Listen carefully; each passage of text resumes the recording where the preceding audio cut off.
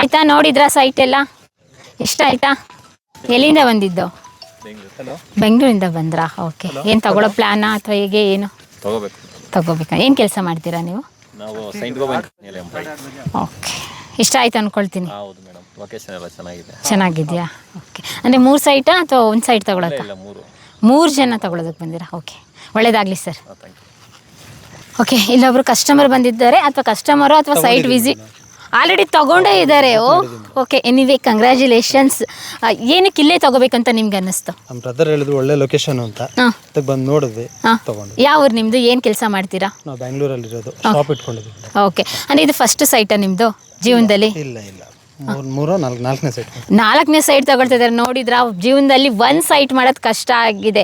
ಆದರೆ ಇವರು ಓನಾಗಿ ಬಿಸ್ನೆಸ್ ಮಾಡಿಕೊಂಡು 4 ಸೈಟ್ ತಗೊಂಡು 4ನೇ ಸೈಟ್ ಇಲ್ಲಿ ತೊಗೊಂಡಿದ್ದಾರೆ. ಅಂದರೆ ನಿಮಗೆ ಬೆಂಗಳೂರು ಸುತ್ತಮುತ್ತ ಬೆಂಗಳೂರಲ್ಲಿ ಇದ್ದೀನಿ ಅಂತ ಹೇಳಿದಾಗ ಬೆಂಗಳೂರಲ್ಲಿ ತೊಗೋಬೋದಿತ್ತಲ್ಲ, ಇಲ್ಲಿ ಯಾಕೆ ತೊಗೊಂಡ್ರಿ? ಯಾಕೆಂದರೆ ಇವಾಗಿನ ಜನ್ರೇಷನ್ ಹೆಂಗಿದೆ ಅಂತ ಹೇಳಿದರೆ ಬೆಂಗಳೂರಲ್ಲಿ ತೊಗೋಬೇಕಷ್ಟೇ.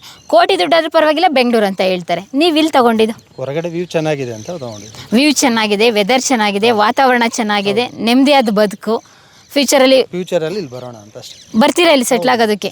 ಓಕೆ, ಬನ್ನಿ ಸರ್. ನೋಡಿದ್ರಲ್ಲ,